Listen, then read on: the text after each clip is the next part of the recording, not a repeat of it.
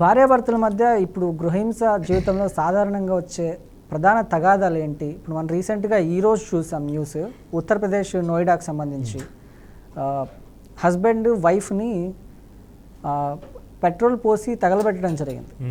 So ఇలాంటి cases ఇప్పుడు trend ఏం నడుస్తుందంటే భార్య భర్తను చంపడం అని రెగ్యులర్గా మనం వింటూ ఉన్నాం. బట్ స్టిల్ గృహహింస అనేది జరుగుతుంది. బట్ ఇంకా కారణాలు ఏంటి మహేష్ గారు? ఈ డొమెస్టిక్ వైలెన్స్కి వచ్చేటప్పుడు కండి 490/80 అనేది వెరీ కామన్ అయిపోయింది.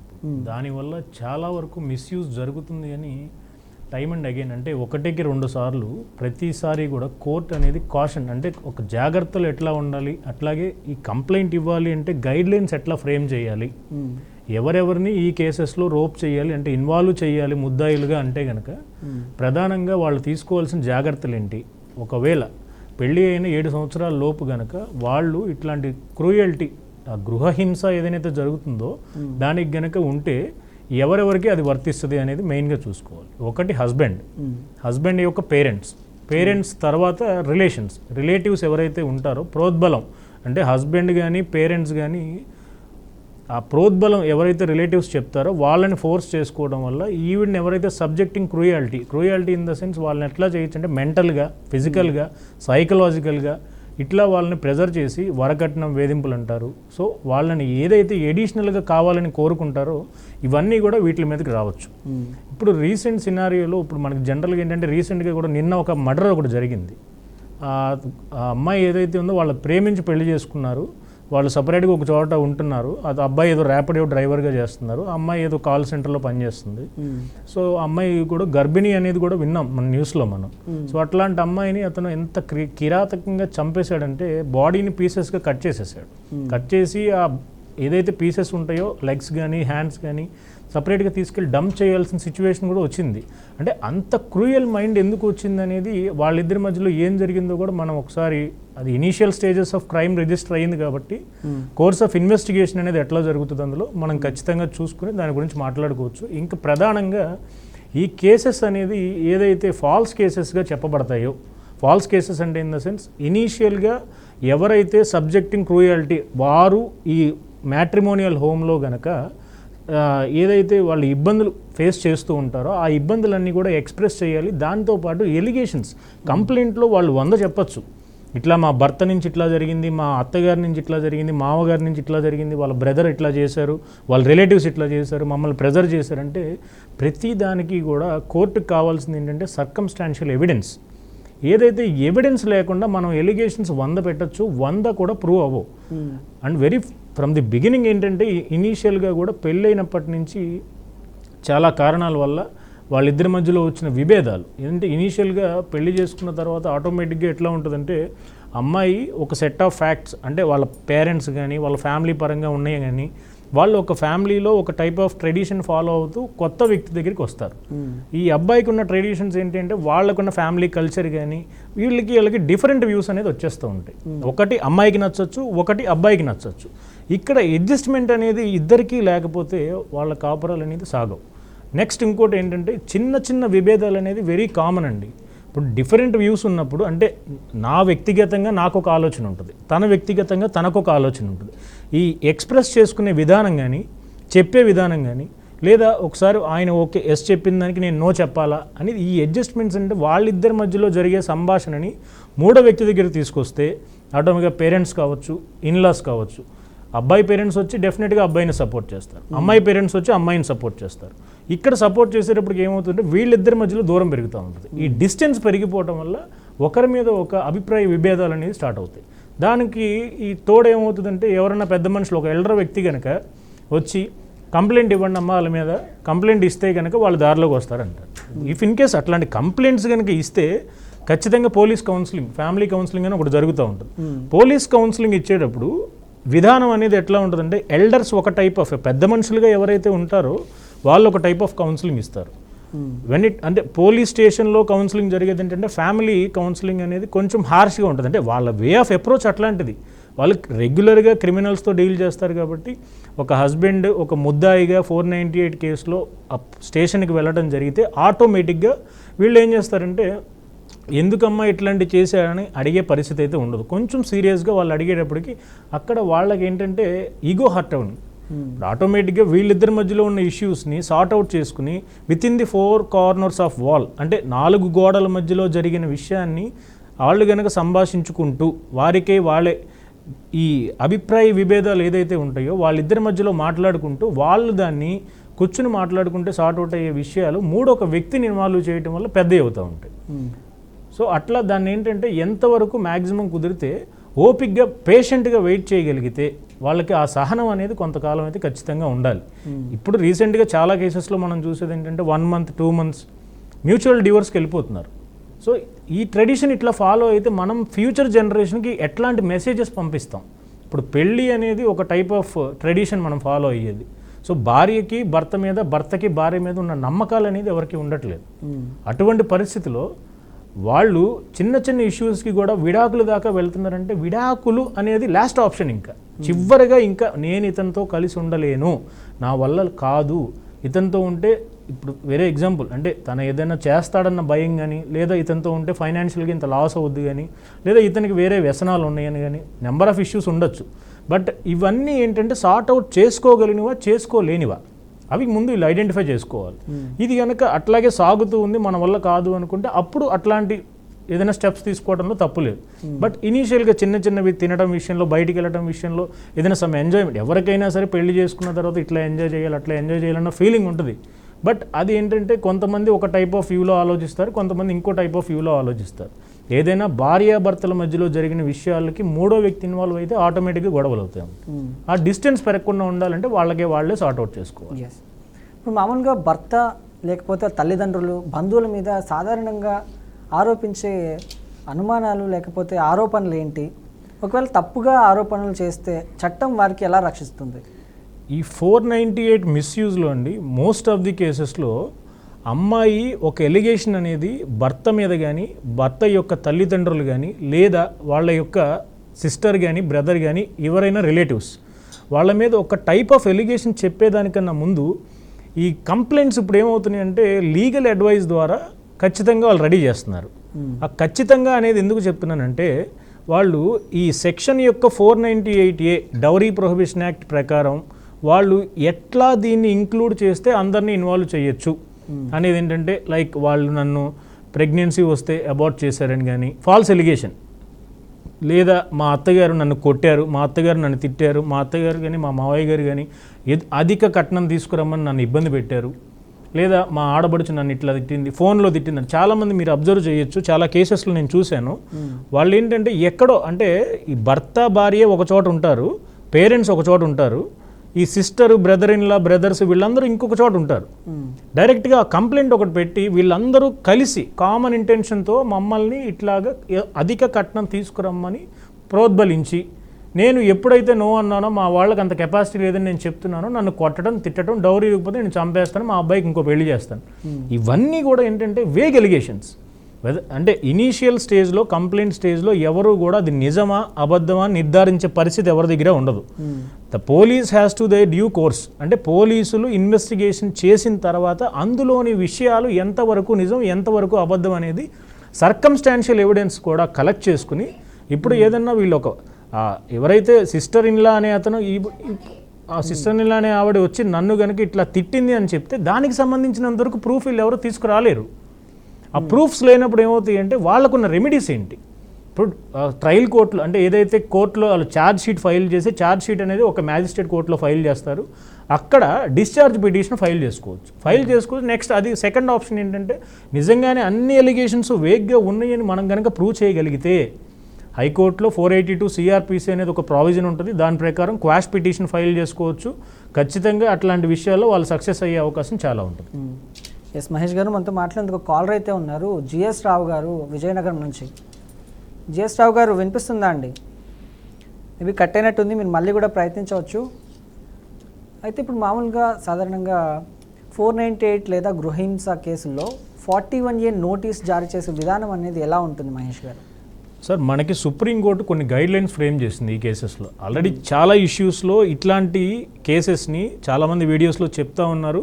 ఫ్యామిలీ ఎందుకంటే అబ్యూజ్ ఆఫ్ ప్రాసెస్ అనేది జరుగుతుంది, ఇప్పుడు మిస్యూజ్ చేస్తున్నారు. మోస్ట్ ఆఫ్ ది 80-90% కేసెస్ అన్ని ఫాల్స్ కేసెస్ ఉండొచ్చు. ఆ అమ్మాయికి నచ్చింది చేయకపోతే అతని మీద కంప్లైంట్ పెట్టచ్చు. ఇదివరకు ఎట్లా ఉండేదంటే Arnesh Kumar versus state of Bihar అని సుప్రీంకోర్టు ఒక జడ్జిమెంట్ ఇచ్చింది. ఏదైతే 7 years బిలో ఇంప్రిజన్మెంట్ అంటే 7 సంవత్సరాల కన్నా తక్కువ శిక్ష ఉండే సెక్షన్స్ ఏవైనా ఉన్నాయా, ఆ సెక్షన్స్లో డైరెక్ట్గా ఎవరిని అరెస్ట్ చెయ్యొద్దు. 41 years సిఆర్పిసి అంటే ఇప్పుడు బిఎన్ఎస్ వచ్చింది కాబట్టి 35(3) అంటారు దాన్ని. 35(3) ఫాలో అవ్వండి. అంటే పోలీసులకి ఒక ఉంటుంది ఏంటంటే 41 years స్టేషన్ బెయిల్ ఇస్తారు. ఎవరి మీదైనా ఒక వ్యక్తి మీద ఇట్లాంటి 7 years కన్నా తక్కువ పనిష్మెంట్లో కనుక ఏదన్నా ఒక సెక్షన్ అట్రాక్ట్ అయ్యేలాగా కంప్లైంట్ వస్తే 41 years సిఆర్పిసి నోటీస్ అనేది ఇచ్చి వాళ్ళకి కొన్ని కండిషన్స్ ఇస్తారు. ఈ టైంలో మీరు ఖచ్చితంగా అపీర్ అవ్వాలి. మీరు కనుక ఇన్వెస్టిగేషన్కి కోఆపరేట్ చేయకపోతే డెఫినెట్గా ఆ ఇన్వెస్టిగేషన్ ఆఫీసర్ ఎవరైతే ఉంటారో ఆయనకి చర్యలు తీసుకునే అవకాశం ఉంటుంది, వీళ్ళని అరెస్ట్ చేసుకునే అవకాశం ఉంటుంది, వాళ్ళని రిమాండ్కి కూడా ఇవ్వచ్చు తర్వాత. సో అందుకని వాళ్ళు ఏదో అవకాశం ఇచ్చారు కదా అని దాన్ని మిస్యూజ్ కూడా చేసుకోకూడదు అక్యూజ్డ్గా చెప్పిన వాళ్ళు. అట్లాగే ఇంతకుముందు ఎట్లా ఉండేదంటే 498 కేసు పెట్టగానే ఆటోమేటిక్గా అరెస్టులు జరిగాయి. వాళ్ళని తీసుకెళ్ళి జ్యుడిషియల్ కస్టడీలో పెట్టి రిమాండ్కి ఇచ్చేసి వాళ్ళకి బెయిల్స్ రాక 30 to 40 days ఉంటే ఇట్లాగా అది ఫేక్ ఎలిగేషన్ అనుకుందాం. ఫర్ ఎగ్జాంపుల్ ఆవిడ ఏదో ఫాల్స్ ఎలిగేషన్ మీద వాళ్ళ మీద కోపంతో పెట్టి ఉండొచ్చు. అట్లాంటి కేసెస్లో వీళ్ళు 40 days 30 days వీళ్ళు ఆ ప్రిజన్లో ఎక్కడైతే ఉంటారో జైల్లో ఉన్న వాళ్ళకి ఇంకా కాపురం చేయాలనే ఉద్దేశం ఎట్లా ఉంటుంది? సో వాళ్ళకి మేల్ ఈగో అనేది ఎంత హర్ట్ అవుతుందంటే వాళ్ళకి ఆ టైంలో నన్ను నా పేరెంట్స్ని స్టేషన్కి తీసుకొచ్చి కూర్చోబెట్టారు అంటే నిజంగా జరిగిన విషయాలు ఉంటే మనం ఏం చేయలేం. ఆవిడ నిజంగా ఆ గృహహింస అనేది జరిగి ఉంటే కనుక మనం దాన్ని ఇప్పుడు కాదనలేం. ఎందుకంటే that is up to the department, అంటే పోలీస్ డిపార్ట్మెంట్ వాళ్ళు కండక్ట్ చేసే ఇన్వెస్టిగేషన్లో మాత్రమే అది ప్రూవ్ అవుతుంది.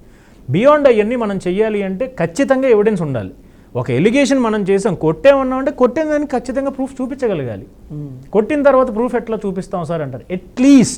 అట్లీస్ట్ ఆ స్టేజ్లో వాళ్ళొక ఫోటో తీసుకోవడం కానీ వాళ్ళ మదర్కో ఫాదర్కో సెండ్ చేయడం కానీ, ఇదిగోండి నన్ను ఇట్లా కొట్టారు, ఇవాళ నన్ను కొట్టడం వల్ల నాకు ఇంత దెబ్బ తగిలింది, అది రేపొద్దున్న ఏంటంటే వాళ్ళకి పెట్టిన కేసులో ఉపయోగపడతాయి. అన్ని కేసెస్ ఫాల్స్ కేసెస్ మనం చెప్పలేం కదా. సో ఎంతవరకు కూడా ఆ కేసుని సబ్స్టాన్షియేట్ అంటే దాన్ని పునరుద్ధరించడం చేసుకోవడం కోసం వాళ్ళు దానికి సంబంధించిన ప్రతి ఎవిడెన్స్ కూడా గ్యాదర్ చేసుకుని ఆ సాక్ష్యాలన్నీ కూడా తర్వాత కోర్టులో ప్రొడ్యూస్ చేయడమో లేకపోతే ఇన్వెస్టిగేషన్ ఆఫీసర్ దగ్గర ప్రొడ్యూస్ చేయడమో చేస్తే దాన్ని అంతటినీ గ్యాదర్ చేసి ఛార్జ్షీట్ వేస్తారు వాళ్ళ మీద. ఇఫ్ ఇన్ కేస్ అట్లాంటి క్లియర్గా ఫాల్స్ కంప్లైంట్ అని తెలిస్తే వాళ్ళు హైకోర్టుకి రావచ్చు లేదా డిశ్చార్జ్ పిటిషన్ ఫైల్ చేసుకోవచ్చు. వాళ్ళకున్న రెమెడీస్ ఖచ్చితంగా వాళ్ళకు ఉంటాయి. ఎస్, మహేష్ గారు మనతో మాట్లాడేందుకు కాలర్ అయితే ఉన్నారు శ్రీకాకుళం నుంచి మహేష్ గారు. మహేష్ గారు నమస్కారం అండి. మహేష్ గారు నమస్కారం. నమస్కారం సార్. చెప్పండి సమస్య ఏంటండి? మీరు టీవీ చూస్తున్నట్లున్నారు, టీవీ సౌండ్ మ్యూట్లో పెట్టండి లేకపోతే టీవీకి దూరంగా వచ్చి మాట్లాడండి. లేదు సార్, వాల్యూమ్ తగ్గించండి. ఎస్ చెప్పండి సార్. నా పేరు మహేష్, మాది శ్రీకాకుళం సార్. ఇది మాకు మ్యారీడ్ అయ్యి 10 years అవుతుంది సార్. మాకు పాప బాబు సార్. మా వైఫ్ గారు ఎప్పటికప్పుడు మాట్లాడుతుండగా ఏదో గొడవ పెట్టుకోవడం లేదా ఏదో ఒక సమస్యలో నన్ను నిరీక్షించడం కానీ లేదా వాళ్ళ ఫ్యామిలీ నుంచి వచ్చి చేయడం కానీ జరుగుతుంది సార్. 1 month 2 months ఉంటారు సార్. మళ్ళీ ఒక 5 months అయిన తర్వాత మళ్ళీ గొడవ పెట్టుకుని వెళ్ళిపోవడం, మళ్ళీ నేను మా రిలేషన్తో పెట్టి తీసుకురావడం కానీ జరుగుతుంది సార్. కంటిన్యూగా ఇలా జరుగుతుండగా తను రీసెంట్గా ఈ మధ్యలో కూడా ఒక 1 month అవుతుంది సార్ మళ్ళీ వెళ్ళిపోయింది. అంటే వాళ్ళకి మాకు ఒక 5 kilometers దగ్గరలో సార్ వాళ్ళ విలేజ్ మా విలేజ్. ఎప్పటికప్పుడు ఇలాగా నన్ను టార్చర్ పెట్టి లాస్ట్ టైం మొన్న అడుగుతుండగా వాళ్ళమ్మ కూడా వచ్చి ఇంటికి వచ్చి తీసుకెళ్ళిపోయారు. తను కూడా వస్తావా రావని అడిగితే నేను మరి రాను, నాకు డబ్బులు కావాలి, నాకు ఎంత ఇస్తావు ఇచ్చి నాకు నీతో నేను ఇంకా ఉండలేను అన్నట్టు అదే మన లాయర్ గారు ఏం సలహా కాల్ చేస్తాం సార్. సార్ ఇట్లాంటి కేసెస్లో సార్ మీకు ఆల్రెడీ 10 years అయిందంటున్నారు పెళ్ళయి, 2 పిల్లలు కూడా ఉన్నారు.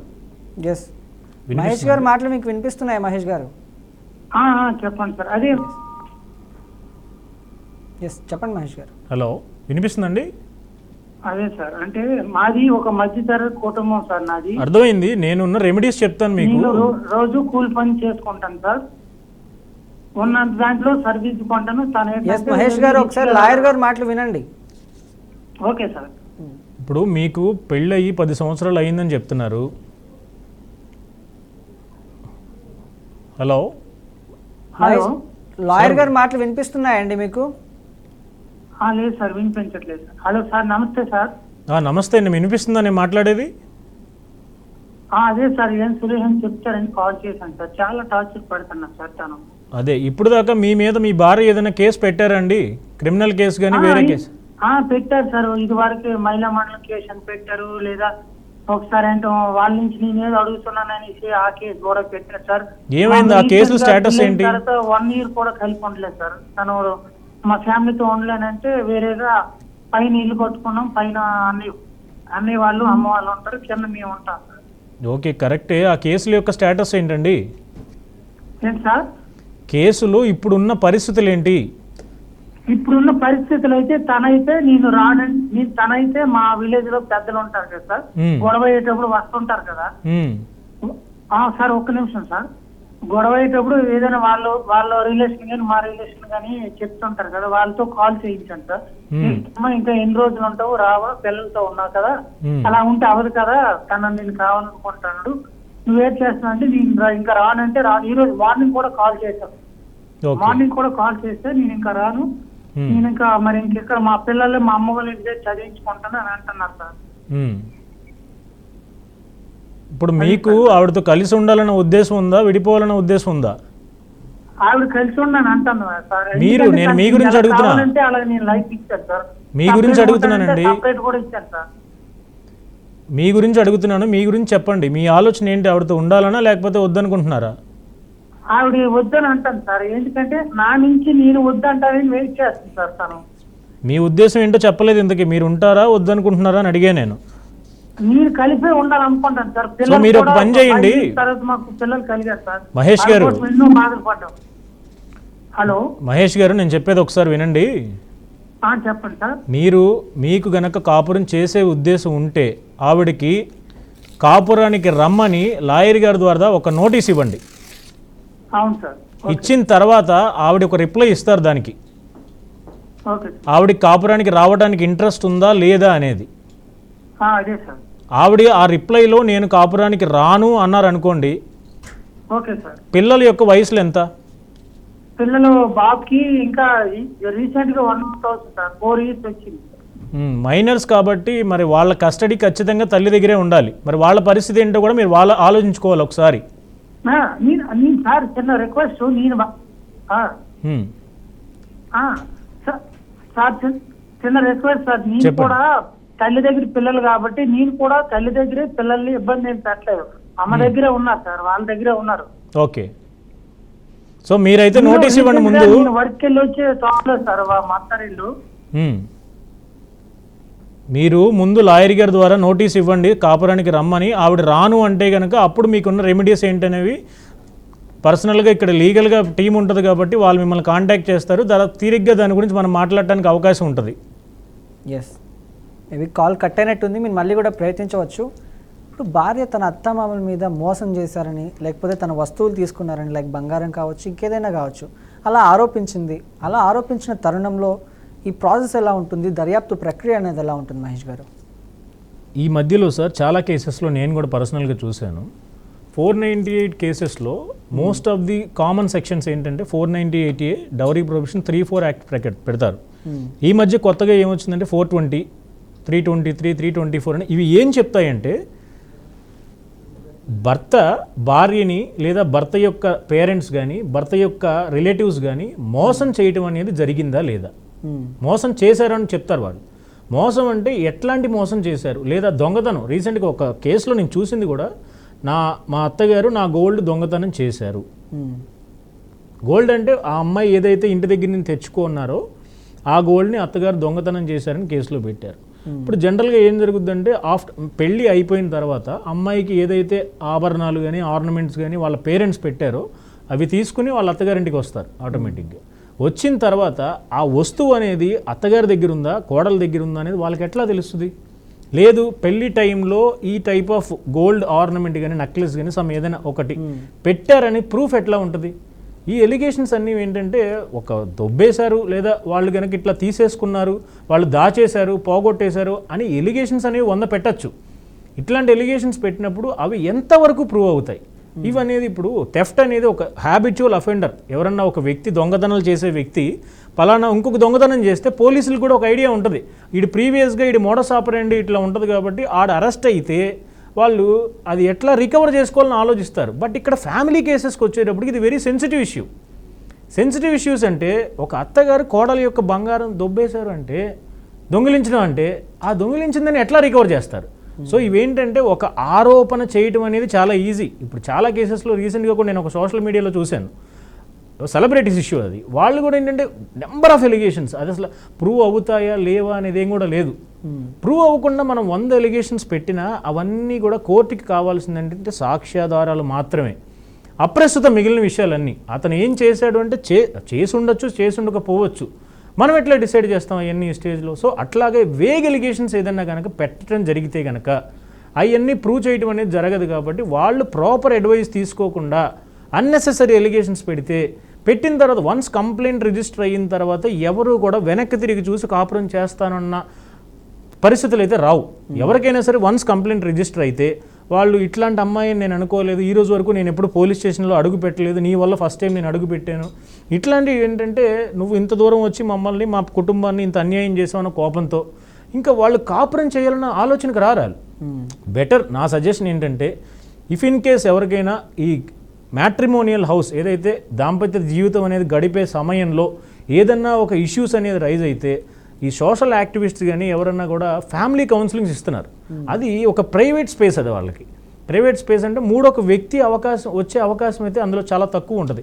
పోలీస్ కౌన్సిలింగ్ అనేది ఎట్లా ఉంటుంది అంటే ఓపెన్ ఏరియాలో ఒక 10 మంది ముద్దాయిలు కానీ ఒక 10 మంది విక్టిమ్స్ కానీ వచ్చిన ప్లేస్లో వీళ్ళని ఫ్యామిలీ కౌన్సిలింగ్ పిలిస్తే వాళ్ళకి ఏంటంటే ఇంత ఒక మంచి రెప్యుటేటెడ్ ఫ్యామిలీ నుంచి వచ్చిన వాళ్ళు ఆటోమేటిక్గా మా రెప్యుటేషన్ అంతా పోయింది, మేము ఇంత నష్టపోయాం నీ వల్ల అన్న ఫీలింగ్లోంచి బయటికి రావాలంటే డెఫినెట్గా వాళ్ళకి ఒక క్లోజ్డ్ పాత్ ఏదైతే ఉంటుందో దాంట్లో గనక ఫ్యామిలీ కౌన్సిలింగ్స్ అనేది ఇవ్వడం జరిగితే వాళ్ళ మైండ్ అనాలిసిస్ చేస్తారు. వాళ్ళు ఎక్కడ ఇద్దరికి ఇష్యూస్ వస్తాయి, చాలా చిన్న చిన్న ఇష్యూస్ అండి.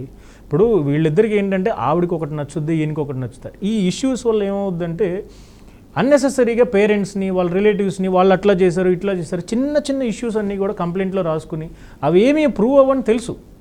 ప్రూవ్ అవ్వకపోయినా వాళ్ళ యొక్క దాన్ని ఏమంటారంటే సెల్ఫ్ సాటిస్ఫాక్షన్ లాంటిది అనమాట. ఆ కంప్లైంట్ ఇచ్చేస్తే నేను satisfied, nothing will be happen. తర్వాత వాళ్ళు ఈజీగా బయటకు వచ్చేస్తారు, కానీ ఫ్యూచర్ లాస్ ఆఫ్ లైఫ్ ఎవరికి ఉంటుందంటే మీకే. సో అట్లాంటి చాలా జాగ్రత్తగా చూసుకోవాలి.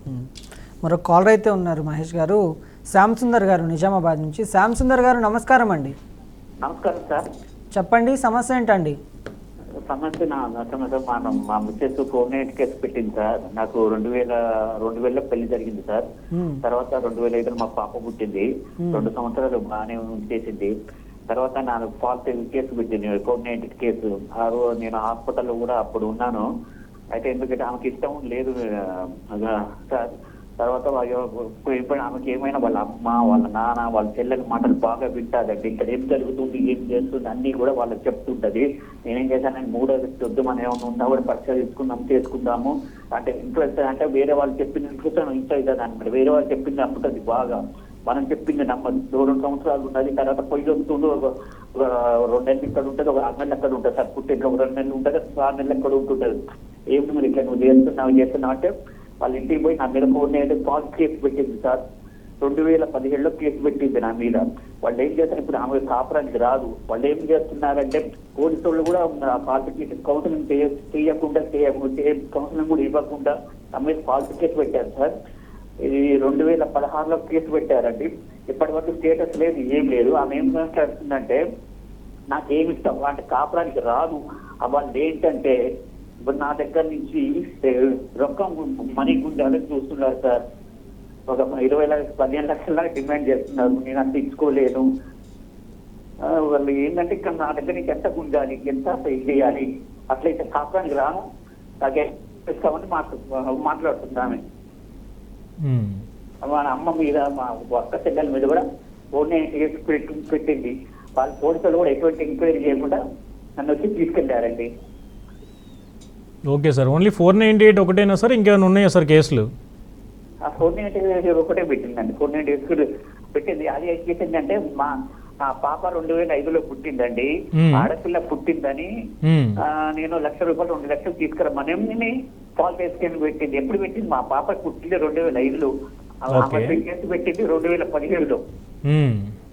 అదే ఫాల్ట్ కేసు అని తెలుస్తూనే ఉంది కదండి. ఆ ఫాల్ట్ కేసు తెలిసినా కూడా పోలీసు వాళ్ళు కూడా వాళ్ళకెళ్ళే మాట్లాడుతున్నారండి. అంటే మాట్లాడటం అంటే సార్, పోలీసులు వాళ్ళ డ్యూటీ వాళ్ళు చేస్తారు కాబట్టి మీకున్న రెమెడీస్ ఏంటనేది చూడాలి. ఓన్లీ 498 కేసు అయితే మీరు రెస్టిట్యూషన్ ఆఫ్ కాంజుగల్ రైట్స్ అని మీకు ఒక అవకాశం ఉంటుంది. Section 9 of Hindu marriage act ప్రకారం మీరు ఆవిడ కాపురానికి వస్తారా లేదా అనేది ఒక నోటీస్ ఇవ్వండి ముందు వాళ్ళకి. అంటే కేసు నడుస్తుంటే లాయర్ ఏమంటున్నాడంటే కేసు పెట్టింది కదా నీ మీద, మా లాయర్ గారు ఏమంటున్నా కేసు పెట్టింది, నువ్వు 498 కేసు ఎట్లా పంపిస్తావు, ఎట్లా ఇస్తావు అని అంటుంది మా లాయర్ గారు. 498 పెట్టింది ఆవిడ కదా, మీరు కాదు కాబట్టి మీరు ఇవ్వచ్చు నోటీస్, తప్పేం లేదు అందులో. ఆ కేసు అనేది క్రిమినల్ కేసు సార్. ఈ కేసు మీరు డైరెక్ట్గా కోర్టులో ఫైల్ చేసుకోవచ్చు. ఆవిడికి గనక కాపురానికి రావడం అనేది ఇంట్రెస్ట్ లేకపోతే. అంటే ఇప్పుడు కేసు పెట్టింది కదా, ఇప్పుడు కాపురాన్ని రమ్మంటున్నా పాలిటికల్ కేసు చేయొచ్చు కదండి. అంత ముందు రమ్మ, ఇప్పుడు మీరు కేసు పెట్టాను అందుకని మళ్ళీ నోటీస్ పంపించారు ఇప్పుడు రమ్మని. అంత ముందు ఏం నోటీస్ పంపించలేదు కదా, మరి సంగతి దానివల్ల మీకు వచ్చే ప్రాబ్లం ఏమి ఉండదు సార్. ఇప్పుడు ఆ ఎలిగేషన్స్ అనేది నిజమైతే కోర్టు డిసైడ్ చేస్తుంది దాని గురించి. మీరు 2017 నుంచి 498 కేసు అది పెండింగ్ ఉండటం కూడా తప్పే. ఆల్మోస్ట్ అది 2017 అంటే 8 years అవుతుంది కేసు రిజిస్టర్ అయ్యి. అవునండి. చార్జ్ షీట్ ఏ సంవత్సరంలో అయిందండి? ఏంటండి చార్జ్ షీట్ సీసీ నెంబర్ ఇచ్చారా కేసుకి? సీసీ నెంబర్ ఇచ్చారండి. ఏ సంవత్సరం అది? 2017లో అయిందండి. 2017 జనవరిలో అయింది. సో ఇంత ఓల్డ్ కేసు కాబట్టి మీకు 2 అవకాశాలు ఉంటాయండి.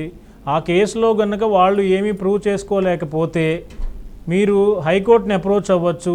లేదు అనుకుంటే కనుక మీరు ఖచ్చితంగా వాళ్ళని కాపురానికి రమ్మని నోటీస్ ఇస్తే వాళ్ళ నుంచి ఏదో ఒక స్పందన అనేది ఉంటుంది. కాబట్టి ఆవిడకి ఇంట్రెస్ట్ లేదు కాపురానికి చెయ్యాలన్న ఉద్దేశాన్ని మీరు ఎక్స్పోజ్ చేయాలి కోర్టుకి. అదేనండి, మాటల్లో మనం అనుకోవటం వేరు, రాతపూర్వకంగా అనుకోవటం అనేది వేరు.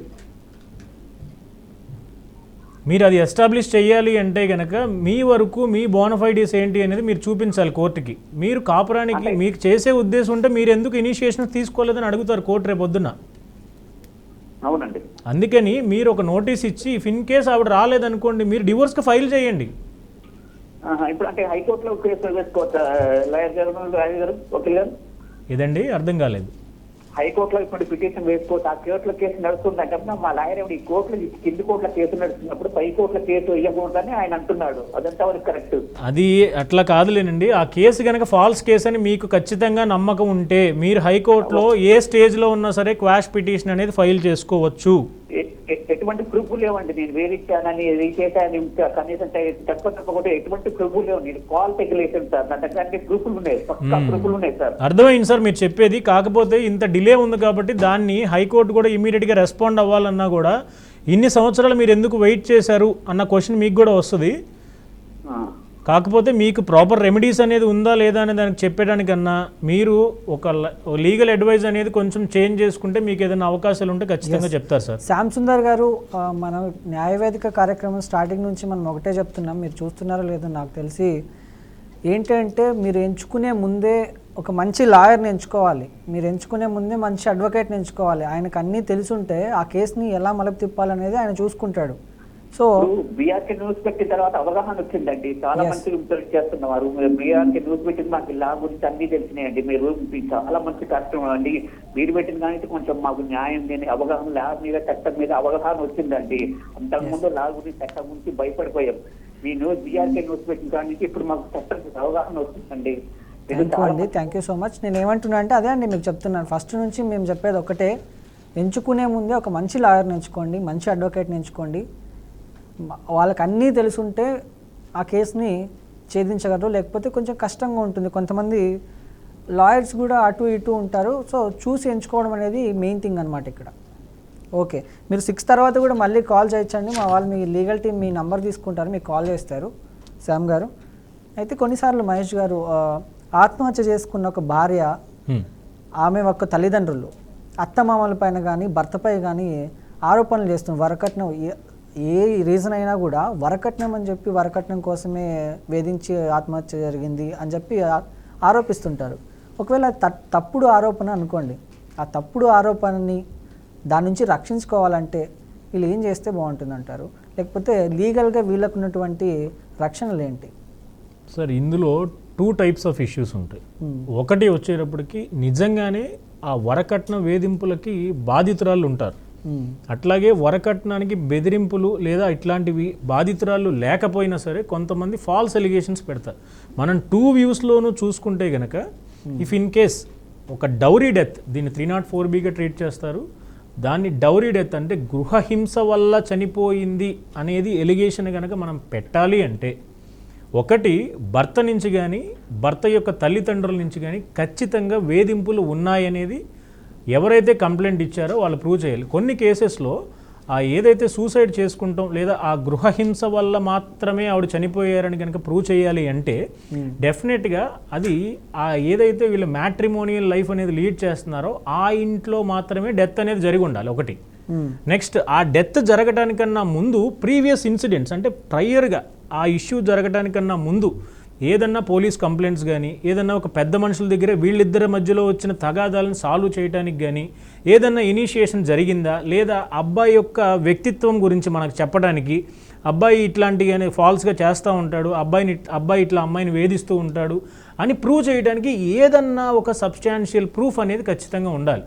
ఇవన్నీ లేకుండా అమ్మాయి గనక పేరెంట్ ఇన్లాస్ హౌస్లో కానీ లేదా పేరెంట్స్ హౌస్లో కానీ లేదా సమ్ అదర్ ప్లేస్ ఎక్కడన్నా చనిపోయి దాన్ని గనక డౌరీ డెత్గా క్రియేట్ చేయాలి అనుకుంటే అదంత ఈజీ కాదు. ఎలిగేషన్స్ పెట్టచ్చు. ఇప్పుడు పోలీసులు కూడా ఎక్కడో ఒక అమ్మాయి చనిపోతే ఆ అమ్మాయి ఓన్లీ అబ్బాయి యొక్క హస్బెండ్ ఏదైతే వేధిస్తున్నాడో ఆ వేధింపుల వల్లే చనిపోయింది, ఆ వరకట్నం తీసుకురాలేదని మా అమ్మాయిని మెంటల్గా సైకలాజికల్గా బాగా వీక్ చేసి చనిపోయేదాకా తీసుకొచ్చారని చెప్పొచ్చు ఎవరన్నా. బట్ అది ప్రూవ్ చేయడం అనేది అంత ఈజీ అయితే కాదు.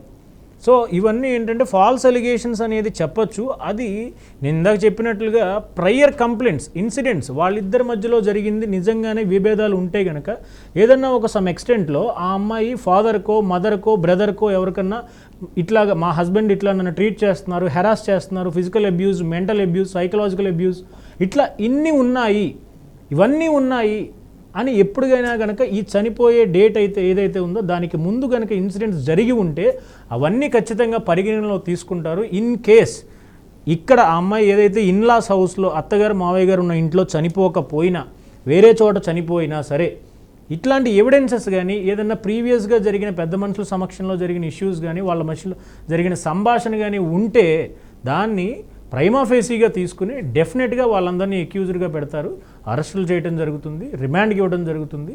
కాకపోతే ప్రాపర్ వే అనేది ఒకటి ఉంటుంది కాబట్టి అవి అన్నీ కనుక లేకపోతే డెఫినెట్గా అదొక ఫాల్స్ కేసుగా ట్రీట్ చేస్తారు. దాన్ని ప్రూవ్ చేయడం అనేది అంత ఈజీ అయితే కాదు. ఓకే, ఇప్పుడు నార్మల్గా ఒక ఇద్దరు వ్యక్తుల మధ్య ఏదైనా సోషల్ మీడియా ప్లాట్ఫామ్లో లైక్ ఫేస్బుక్ కావచ్చు, ఇన్స్టాగ్రామ్ లేకపోతే ట్విట్టర్, ఏదైనా ఒక సోషల్ మీడియా ప్లాట్ఫామ్లో జరిగిన సంభాషణ అనేది మన కోర్టులో ఎవిడెన్స్గా లేకపోతే ప్రూఫ్గా అది తీసుకోబడుతుందంటారా? ఇది రీసెంట్గా చాలా ఇష్యూస్లో చూసాం సార్. చాలా కేసెస్లో కూడా ఒక వాట్సాప్ కన్వర్జేషన్, ఒక ఏ అనే బి అనే వ్యక్తి మధ్యలో జరిగిన కన్వర్జేషన్ని ఎవిడెన్స్గా కోర్టులోకి పరిగణించబడుతుందా లేదా అంటే కమ్స్ టు వాట్సాప్ అయ్యి ఉండొచ్చు, ఇన్స్టాగ్రామ్ అయ్యి ఉండొచ్చు, ఏదైనా ఒక సోషల్ మీడియా ప్లాట్ఫామ్ అయ్యి ఉండొచ్చు. వాళ్ళిద్దరి మధ్యలో జరిగిన సంభాషణ దాన్ని మనం కోర్టులో పెట్టి, అంటే ఇప్పుడు ఫర్ ఎగ్జాంపుల్ ఒక అబ్బాయి ఒక అమ్మాయిని వాట్సాప్లో హెరాస్ చేశాడు లేదా అమ్మాయిని అటెంప్ట్ చంపడానికి కానీ వేరే ఏదైనా అతను సెక్షువల్ అబ్యూస్ చేయడానికి కానీ ఏదైనా ఒక అటెంప్ట్ చేశాడంటే ఆ పర్టికులర్ మెసేజ్ని కోర్టు పరిగణనలోకి తీసుకుంటుందా లేదా అనేది మెయిన్ ఇష్యూ. తీసుకోవాలి అంటే రిటర్న్ కంప్లైంట్ ఉండాలి. రిటర్న్ కంప్లైంట్తో పాటు ఖచ్చితంగా ఈ వాట్సాప్ మెసేజ్ పెడతారు. పెట్టినప్పుడు దాని యొక్క వ్యాలిడిటీ ఏంటి, ఎవిడెన్స్ యాక్ట్ అనేది ఒకటి ఉంటుంది మనకి. ఆ ఎవిడెన్స్ యాక్ట్లో ఈ కేసుని కనుక ఆ వాట్సాప్ ఏదైతే చాట్ అనేది పెట్టాలి అంటే డెఫినెట్గా 65B అని సెక్షన్ ఒకటి ఉంది. 65B సర్టిఫికెట్ ఇష్యూ చేస్తారు ఆ కేసుకి. అంటే ఆ ఒక్క మెసేజ్ ఏదైతే ఉందో వాళ్ళు ఏం చేస్తారంటే ఫోరెన్సిక్ సైన్సెస్ ల్యాబొరేటరీ వాళ్ళు ఈ వాట్సాప్ మెసేజ్ అనేది ఆ కంప్లైంట్ మెసేజెస్ అట్లాగే ఎవరైతే అక్యూజ్డ్ ఉంటారో వాళ్ళిద్దరి మధ్యలో జరిగింది అని ఒక సర్టిఫై చేసి ఇస్తారు. ఈ సర్టిఫికెట్ లేకుండా గనక ఎవరన్నా ఒక మెసేజ్ పెట్టింది ఎవిడెన్స్గా ట్రీట్ చేయాలి అంటే అది పరిగణించబడదు. కోర్టులు దానికి పర్మిషన్స్ ఇవ్వవు. ఖచ్చితంగా 65B సర్టిఫికెట్ అనేది ఉంటుంది.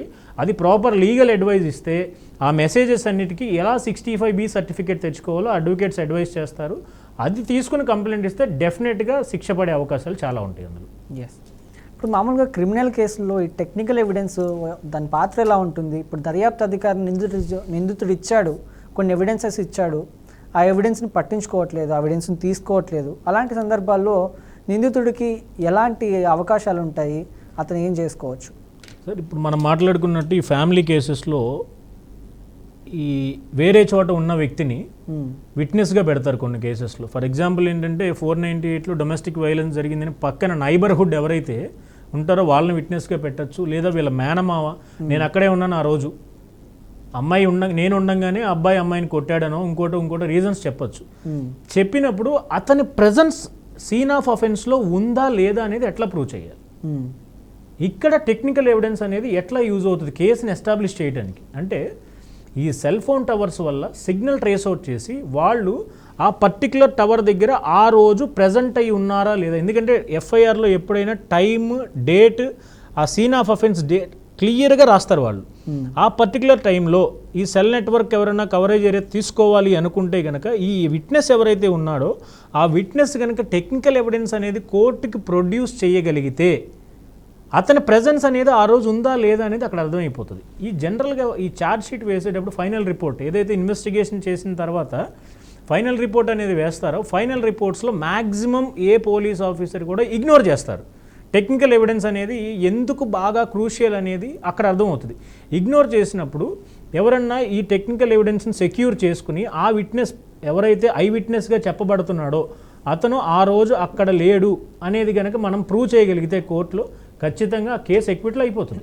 ఇఫ్ ఇన్ కేస్ నేనే ఒక కంప్లైంట్ ఇచ్చాను అనుకుందాం, ఆ కంప్లైంట్లో పలానా ఏ అనే వ్యక్తి నా పక్కనే ఉన్నాడు ఆ రోజు, అతను చూశాడు జరిగిందంతా, అతను చూడటంగానే ఈ ఇన్సిడెంట్ జరిగింది అని నేను చెప్పాను కంప్లైంట్. కానీ కంప్లైంట్లో ఎక్కడా కూడా టెక్నికల్ ఎవిడెన్స్ అంటే అతను ఉన్నాడా లేదా ప్రెజెన్స్లో సీసీటీవీ ఫుటేజెస్ ఉంటే వెల్ అండ్ గుడ్. సీసీటీవీ ఆప్షన్స్లో నేనేం చేయాలి అంటే నాకున్నది ఇదే ఆప్షన్. అతని యొక్క మొబైల్ నెంబర్ తీసుకుని దాన్ని ట్రేస్ అవుట్ చేస్తారు. ఆ పర్టికులర్ లిమిట్స్ ఆఫ్ టవర్ ఏదైతే సెల్ టవర్ ఉంటుందో అక్కడ కమ్యూనికేషన్స్ ద్వారా వాళ్ళు ఆ ప్రెజెన్స్ ఆఫ్ పర్సన్ ఉన్నాడా లేదని వెరిఫై చేస్తారు. అతన్ని కనుక ఇగ్నోర్ చేసి ఆ ఛార్జ్ షీట్లో కనుక ఇతన్ని ఇంక్లూడ్ చేయకుండా ఆ ఎవిడెన్స్ ట్యాంపర్ చేయడానికి ఆలోచించి ఇతని ప్రెజెన్స్ కనుక వాళ్ళు తీయాలి అనుకుంటే మన దగ్గర ఆల్రెడీ అతని ప్రెజెన్స్ ఉన్నట్టు ప్రూవ్ చేయడానికి టెక్నికల్ ఎవిడెన్స్ కనుక మన దగ్గర ఉన్నా లేదా అది కన్సిడర్ చేయట్లేదని మనం చెప్పినా ఖచ్చితంగా మనం సూపరింటెండెంట్ గారి అదే ఎస్పీ గారికి ఎవరైతే డిస్ట్రిక్ట్ ఎస్పీ గారు ఉంటారో వాళ్ళకి ఈ ఇన్వెస్టిగేషన్ అనేది సరిగ్గా జరగలేదు, if it was done in a proper way, అది కనుక కరెక్ట్గా చేసి ఉంటే నా కేసులో మంచి వెయిటేజ్ ఉండేది, ఆ కేసులో ఖచ్చితంగా కన్విక్షన్ పడి ఉండేది, అంటే ముద్దాయిల్ని ఖచ్చితంగా దోషులుగా చేసే అవకాశం కోర్టుకు ఉండేది. ఇవి తీసుకోకపోవటం వలన నాకు అన్యాయం జరుగుతుంది. ఇఫ్ ఇన్ కేస్ ఎస్పీ గారు కూడా రెస్పాండ్ అవ్వలేదు అనుకోండి, హైకోర్టుకు రావచ్చు, ఆర్టికల్ 226 ప్రకారం రిట్ ఆఫ్ మ్యాండమస్ వేసుకోవచ్చు, వేసుకుని డైరెక్షన్స్ తీసుకోవచ్చు కన్సర్న్ కోర్టు నుంచి. సో ఇట్లా నెంబర్ ఆఫ్ ఆప్షన్స్ ఉన్నాయి. సో టెక్నికల్ ఎవిడెన్స్ అనేది చాలా క్రూషియల్ కేసెస్లో, క్రిమినల్ కేసెస్ వెరీ పర్టికులర్గా. ఆ కేసెస్లో ఇది ఇగ్నోర్ చేసినప్పుడు ఖచ్చితంగా అక్యూజ్డ్కి రెమెడీస్ ఉంటాయి. దాని ప్రకారం అవన్నీ కూడా గ్యాదర్ చేస్తే వాళ్ళకి ఈజీ అవుతుంది. అది మనం డిశ్చార్జ్ పిటిషన్ అని లేకపోతే ప్రొటెస్ట్ పిటిషన్ అని వింటూ ఉంటాము. అసలు అవంటే ఏంటి? ఇప్పుడు ఇఫ్ ఇన్ కేసు ఫిర్యాదులో పేర్లు లేని వ్యక్తులను చేర్చినప్పుడు అంటే అధికారి ఎవరైతే ఉంటారో ఛార్జ్ షీట్లో చేర్చగలంటారా?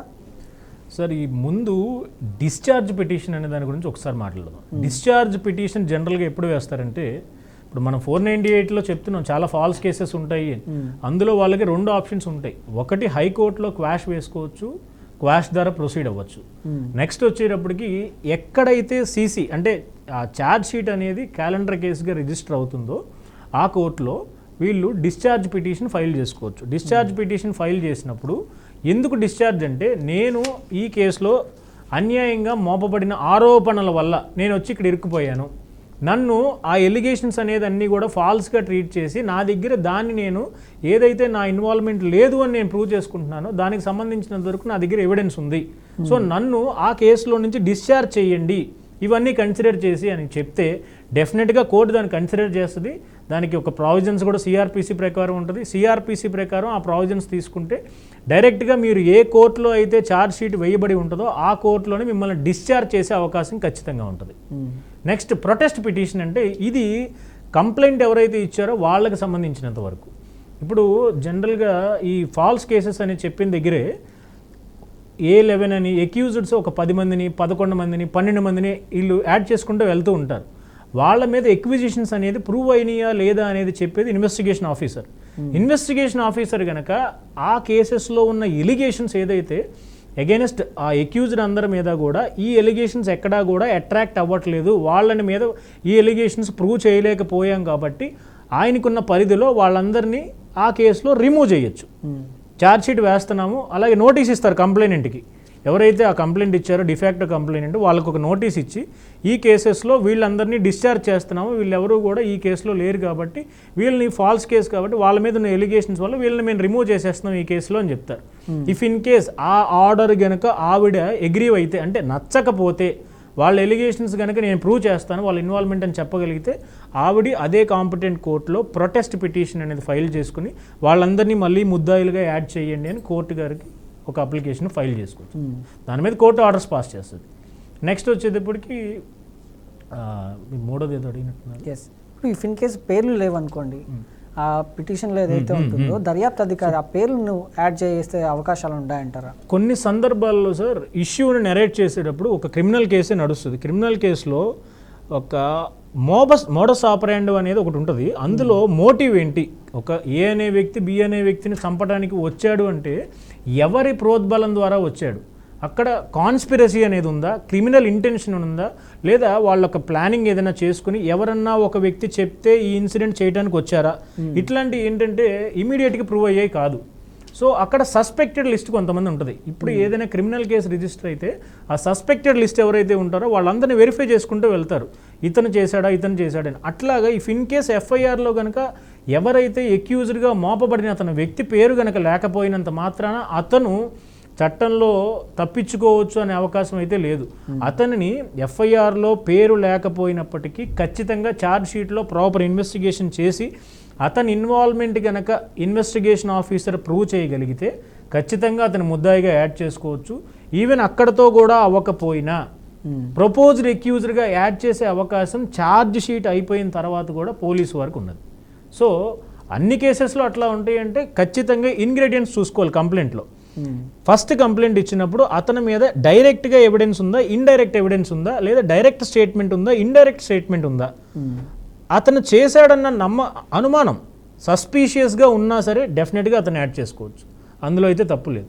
అతను యాడ్ చేసినప్పుడు అతనికి నోటీస్ ఇస్తారు, అతనికి ఉన్న రెమెడీస్ ప్రకారం అతను దాన్ని ఛాలెంజ్ చేసుకోవచ్చు. ఓకే, ఇప్పుడు కమింగ్ టు ఎన్డీపీఎస్ యాక్ట్, మామూలుగా గంజాయి కేసులో పట్టుబడ్డారంటే బయటకు రావడం కష్టం అని మనం వింటూ ఉంటాం. అసలు ఎందుకు ఇలాంటి కేసెస్లో చట్టం అనేది ఇంత కఠినంగా ఉంటుంది?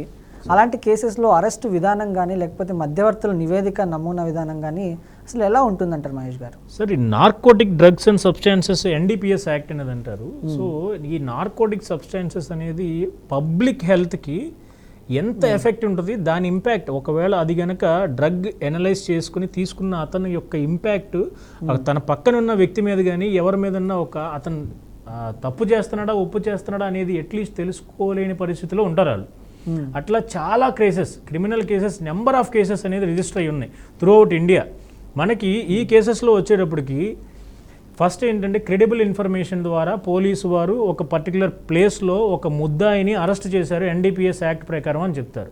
ఆ ఎన్డీపీఎస్ యాక్ట్ అనేది ఈ డ్రగ్స్ ఎవరైతే పొజిషన్ కానీ వాళ్ళ ట్రాన్స్పోర్టింగ్ కానీ వాళ్ళ దగ్గర దొరకటం కానీ లేదా డ్రగ్ పెడ్లర్స్ అంటారు వాళ్ళు కానీ లేదా అది కొనడానికి అమ్మడానికి వాళ్ళు చేసే ప్రయత్నాల్లో కానీ వీళ్ళ ఎవరైనా సరే ఆ ఎన్డీపీఎస్లో ముద్దాయిలుగా యాడ్ చేసే అవకాశం ఖచ్చితంగా ఉంటుంది. ఇంకొకటి ఏంటంటే ఈ కేసెస్లో ఎవరినన్నా అరెస్ట్ చేయాలి అంటే డైరెక్ట్గా పోలీసులు వాళ్ళని తీసుకుని అరెస్ట్ చేసే అవకాశం అయితే ఉండదు. ఖచ్చితంగా వాళ్ళ పొజిషన్లో కనుక ఈ కాంట్రబ్యాండ్ ఏదైతే వాళ్ళు చెప్తున్నారో ఆ కాంట్రబ్యాండ్ సీజ్ అయి ఉండాలి. ఆ సీజ్ అయిన తర్వాత వెహికల్ని సీజ్ చేస్తారు, అతని యొక్క బిలాంగింగ్స్ సీజ్ చేస్తారు, అతని యొక్క ఈ కార్డ్స్ కానీ లేదా ఆధార్ కార్డు కానీ ఇంకోటి తీసుకుని ఓన్లీ బిఫోర్ మధ్యవర్తులు మాత్రమే, మధ్యవర్తులుగా ఖచ్చితంగా గెజిటెడ్ ఆఫీసర్స్ అనేది ఉండాలి. పోలీసులు ఎప్పుడైనా ఎన్డీపీఎస్ కేసుల్లో అరెస్ట్ చేయాలి అంటే ఖచ్చితంగా మధ్యవర్తులు ముందు చెయ్యాలి. వాళ్ళకి ఈ జరిగిన ఇష్యూ అంతా నెరేట్ చేసి వాళ్ళ సిగ్నేచర్స్ కూడా మీడియేటర్స్ రిపోర్ట్గా కింద తీసుకుని ఆ తర్వాత వితిన్ 24 hours అతన్ని రిమాండ్కి ఇచ్చి ఆ రిమాండ్కి ఇచ్చిన తర్వాత అతన్ని కేసు నెక్స్ట్ ఇన్వెస్టిగేషన్ ఏంటి తర్వాత ఏం చేయాలి అనే దాని మీద ఉంటుంది. మరో కాలర్ ఉన్నారండి, ఎస్కే సింగ్ హైదరాబాద్ నుంచి. ఎస్కే సింగ్ గారు నమస్కారం అండి. ఎస్కే సింగ్ గారు నమస్కారం, వినిపిస్తుందా అండి? నా పేరు మీరు కొంచెం గట్టిగా మాట్లాడరా, చెప్పండి. రాజేశ్వరి అండి నా పేరు. రాజేశ్వరి గారు, ఓకే చెప్పండి రాజేశ్వరి గారు. అది ఇంతకు ముందు మాట్లాడాను మేడం గారితోని, అదే ఇంటి విషయము. లీగల్ టీం ఫోన్ చేస్తుంది అన్నారు, ఫోన్ చేయలేదు. కొంచెం నాకు హెల్త్ బాగాలేదు, గొంతు రావట్లేదు. ఓకే అండి, మీరు 6 తర్వాత మా లీగల్ టీం మీకు కాల్ చేస్తారండి, మేడంతో మాట్లాడిస్తారు. ఓకేనా? ఓకే. ఇప్పుడు ఎన్డీపీఎస్ కేసుల్లో ఇప్పుడు కమర్షియల్ మరియు నాన్ కమర్షియల్ ఈ పరిణామాల మధ్య తేడాలు ఎలా ఉంటాయి మహేష్ గారు? సార్, త్రూఅవుట్ మనకి ఇండియా మొత్తంలో మోస్ట్ కాంప్లికేటెడ్ యాక్ట్ ఏంటంటే ఎన్డీపీఎస్ యాక్ట్. ఇక్కడ ఎన్డీపీఎస్ అనేది సోషల్ ఇంపాక్ట్, అంటే ఈ డ్రగ్స్ అనేది బాగా డిపెండెంట్. ఇప్పుడు రీసెంట్గా మనం ఒక మర్డర్ కేసు జరిగింది మొన్న, ఒక 5 days బ్యాక్ రివీల్ అయింది. కుక్కట్పల్లి ఏరియాలో 14 years అబ్బాయి 10 years అమ్మాయిని బాగా కిరాతకంగా చంపేశారు అనేది ఒక న్యూస్ వచ్చింది. సో ఈ యంగ్ జనరేషన్ ఎప్పుడైతే ఈ పిల్లలు ఉన్నారో, పిల్లలు రెగ్యులర్గా వాళ్ళు రోజు పొద్దున స్టార్ట్ అయినప్పటి నుంచి ఎండింగ్ వరకు ఏం చేస్తున్నారు, స్కూల్కి వెళ్తున్నారా, స్కూల్లో టీచర్స్తో ఎట్లా బిహేవ్ చేస్తున్నారు, లేదా వాళ్ళకి ఏదైనా తెలిసిందా తెలియదుందా, ఈ కమ్యూనికేషన్ గ్యాప్ వచ్చేటప్పటికి వాళ్ళు ఫ్రెండ్స్తో ఒకటి నచ్చి ఒకటి నచ్చక అట్లా మూవ్ అవుతూ ఉంటారు. మోస్ట్ ఆఫ్ ది కేసెస్లో ఇదివరకు ఇప్పుడంటే కొంచెం తగ్గినాయి, కానీ కేసెస్ ఒకనొక పీక్ టైంలో హైకోర్ట్స్లో ఎన్డీపీఎస్ కేసెస్ 60% 70% క్రిమినల్ కేసులు అవే ఉంటున్నాయి. అంటే బెయిల్స్ యాంటిసిపేటరీ బెయిల్ అనేది క్వశ్చనే లేదు ఎన్డీపీఎస్ కేసుల్లో.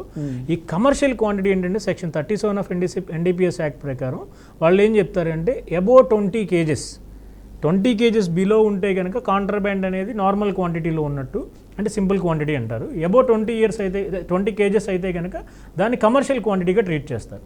నార్మల్ క్వాంటిటీ అయితే సమ్ కేసెస్లో 60 daysకో 30 daysకో, లేదంటే గనక వాళ్ళ దగ్గర దొరికింది బాగా 1 kg 2 kg అయితే బెయిల్స్ అనేది ఇవ్వటం అవకాశం ఉంటుంది 30 days 40 days తర్వాత. But when it comes to commercial quantity అంటే 20 kgs కన్నా కూడా ఎక్కువ ఉంటే కనుక వాళ్ళని మోర్ దెన్ 180 days కనుక ఖచ్చితంగా జ్యుడిషియల్ రిమాండ్లో ఉంచుతారు. ఇక్కడ ఎన్డీపీఎస్ కేసెస్లో ఎప్పుడు కూడా ఒక స్టేట్కి సంబంధించిన ముద్దాయిలు అయితే ఎప్పుడు ఉండరు. మోస్ట్ ఆఫ్ ది కేసెస్లో రాజస్థాన్ అని, కర్ణాటక అని, మద్రాస్ అని, లేదా ఒరిస్సా అని, ఈ యొక్క స్టేట్లో వీళ్ళందరూ ఏం చేస్తారంటే ఇదంతా కూడా ఒక వ్యక్తి ద్వారా నడుస్తూ ఉంటుంది. అతని యొక్క వీళ్ళందరూ ఏంటంటే డిస్ట్రిబ్యూటర్స్గా ఫామ్ అయిపోయి దాన్ని ఒక ఇల్లీగల్గా ట్రాన్స్పోర్టింగ్ చేస్తూ ఉంటారు ఈ డ్రగ్స్ అన్నీ కూడా. ఆ ట్రాన్స్పోర్ట్ చేసే విధానంలో వీళ్ళు ఈ ఏదైతే క్రెడిబుల్ ఇన్ఫర్మేషన్ పోలీసులకు వస్తుందో ఆ ఇన్ఫర్మేషన్ ద్వారా వాళ్ళ స్పాట్కి వెళ్ళి ఐడెంటిఫై చేసి ఇమీడియట్గా వాళ్ళని ట్రేస్ అవుట్ చేసి, ఈవెన్ ఇట్లాంటి కేసెస్లో పోలీసులు వేయింగ్ మిషన్ కూడా క్యారీ అవుట్ చేస్తారు. ఆ టోటల్ క్వాంటిటీ ఆఫ్ కాంట్రాబ్యాండ్ ఎంత దొరికింది, ఆ డ్రగ్ యొక్క మాదక ద్రవ్యాలు అంటారు కదా, సో అవి దొరికిన ఎంత క్వాంటిటీ దొరికింది అనేది అక్కడే డిసైడ్ అవుతుంది.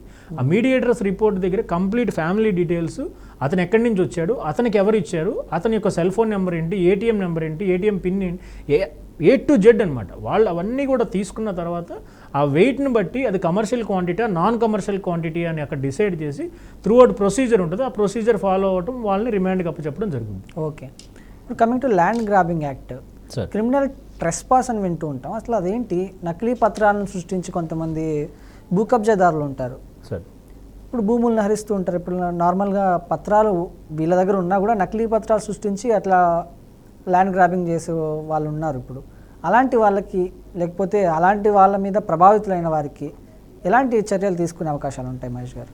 సార్, ల్యాండ్ గ్రాబింగ్ అనేది జనరల్గా జరిగే విషయాలు ఎట్లా అంటే, ఎవరైనా ఒక వృద్ధులు లైక్ సీనియర్ సిటిజన్స్ ఉన్నవాళ్ళు ఫ్యూచర్ కోర్స్ ఆఫ్ యాక్షన్ అంటే ఫ్యూచర్లో మాకు మా పిల్లలకో లేకపోతే వాళ్ళ పిల్లలకో యూజ్ అవుతుంది అన్న ఉద్దేశంలో ప్రాపర్టీస్ని కొన్ని అసెట్స్ కొన్ని ఏరియాస్లో కొనేసి అక్కడ పెట్టుకుంటారు. లేదా ఎవరైతే ఎన్ఆర్ఐస్ ఉంటారో, అదర్ కంట్రీస్లో సెటిల్డ్ ఫ్యామిలీస్ ఉంటారో, వాళ్ళు ఇక్కడ కొంత ప్రాపర్టీని పర్చేస్ చేసుకోవాలి.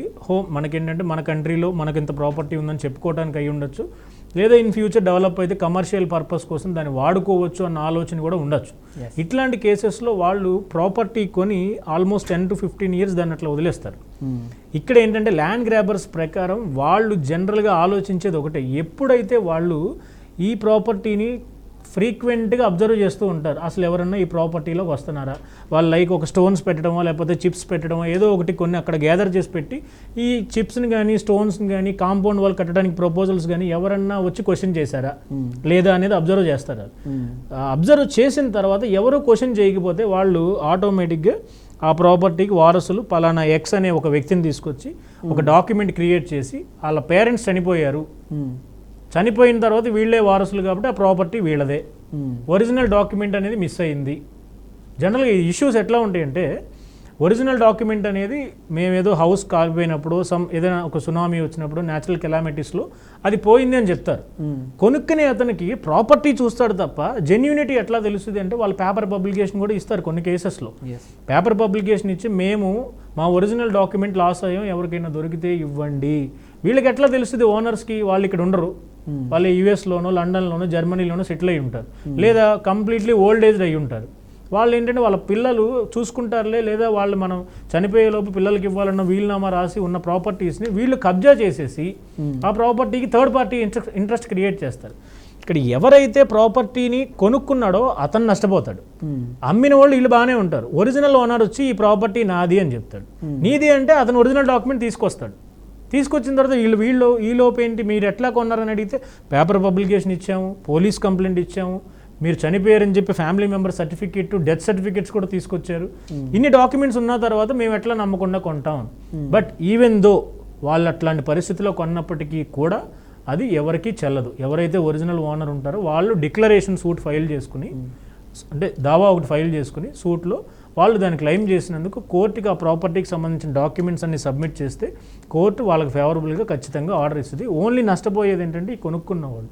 సో ఎప్పుడైనా ఒక ప్రాపర్టీ ఇట్లాంటి ఇష్యూస్లో పర్చేస్ చేయాలి అంటే ఎవరైనా పేరెంట్స్ కానీ వాళ్ళు చనిపోయారు నేనే లీగల్ హెయిర్ అని చెప్పినప్పుడు ఖచ్చితంగా దాని బ్యాక్గ్రౌండ్ వెరిఫై చేసుకుని వాళ్ళు ఉన్నారా లేదా. రీసెంట్గా నా దగ్గర కూడా ఒక కేసు వచ్చింది, శుభ్రంగా ఉన్న వాళ్ళు చనిపోయారని చెప్పి డెత్ సర్టిఫికేట్స్ క్రియేట్ చేశారు.